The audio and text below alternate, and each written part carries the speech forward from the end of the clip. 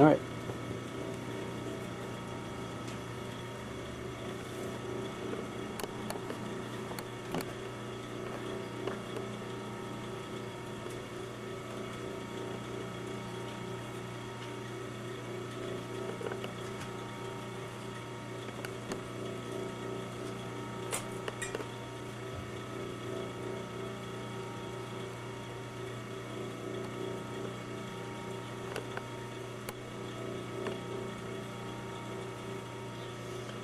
So for the secondary flower, I'm going to have a more open flower, and for the primary, I'm going to have a longer flower.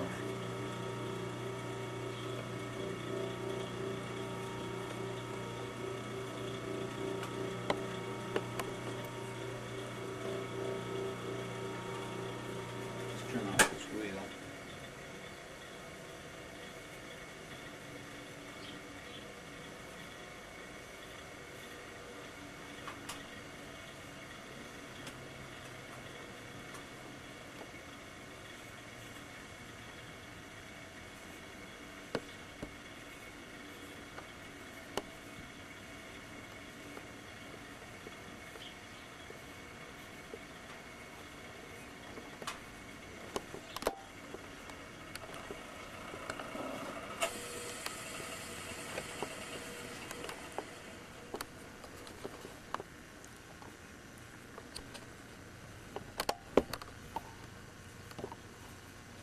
Now the interesting thing about the Ming designs is often the leaves are closer to Art Nouveau than you ever think. They do two types of leaves. One of them is a pointed leaf and one of them is a wavy leaf. We're going to use the wavy leaf on this particular design. It's a little more undulating. So those leaves are going to be basically put in this design now that we have the flowers. So let's go ahead and start. This is going to come all the way over, and we'll put a leaf there. This is going to go around like this, and we'll put a leaf here. And you'll see them when I draw them a little more, so we'll just go around and kind of do that.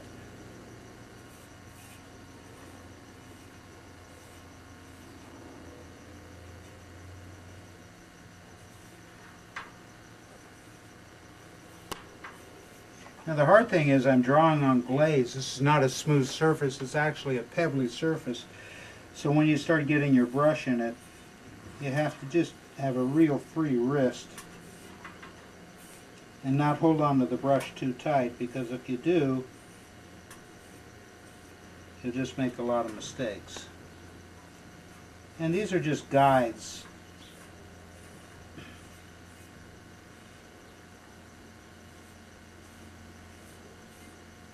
And that's kind of what the leaf's going to look like.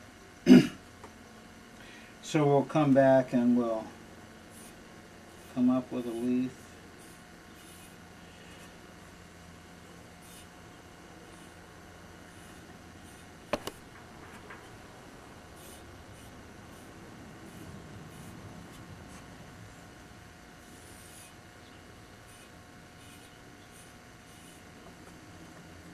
Okay, and then we'll start adding some. Now we got a leaf down here, it's going to come down. I like to break borders a lot. It gives it a really kind of nice sense when you cross a border. Not all the time, but some of the time. It almost looks like a mistake, which is cool.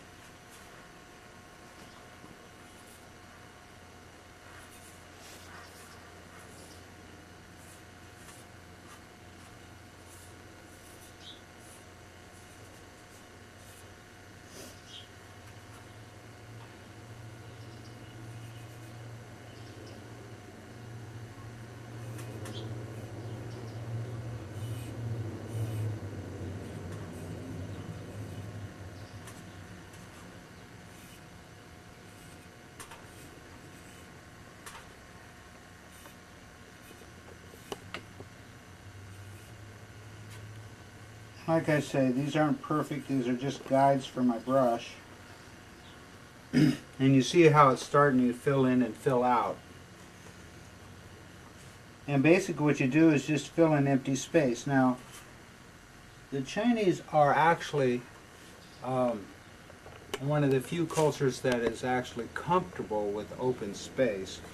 A lot of cultures, like if you look at Celtic design, they're not comfortable with any open space. They were under attack all the time. So all the design area is filled. And the Chinese, they're not quite so uptight. Or weren't. Maybe now they are.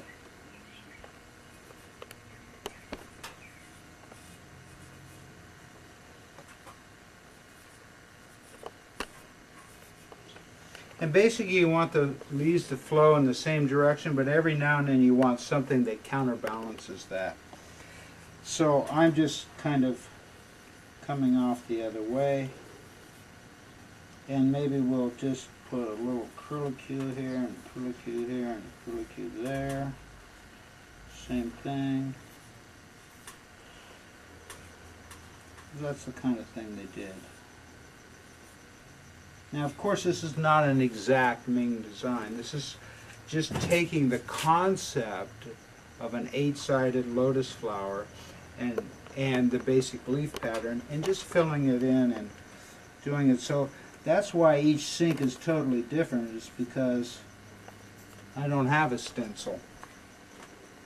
I just kind of filling it in. So on this half we might run that same design. What did I do? There it is. And we'll see how it works out. May use it, may not.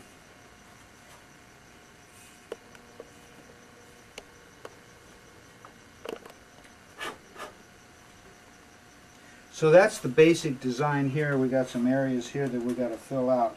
So the decision here is in what direction does this leaf go, and this movement is coming down, so, and these are coming down, so I think we'll come right off this top here.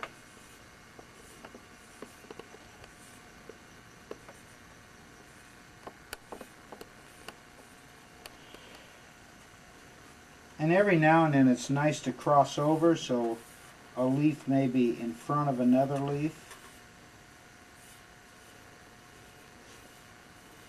A little crowded right there, but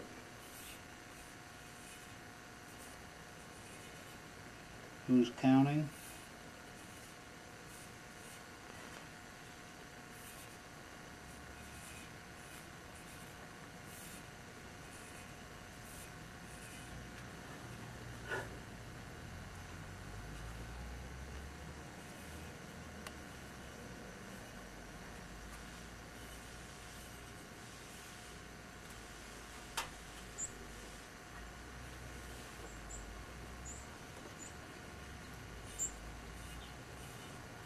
Every now and then I'm glancing at a couple of old Ming pots just to give me an idea of what the leaves look like.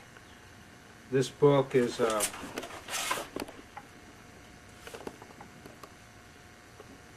just a studio art book from Japan.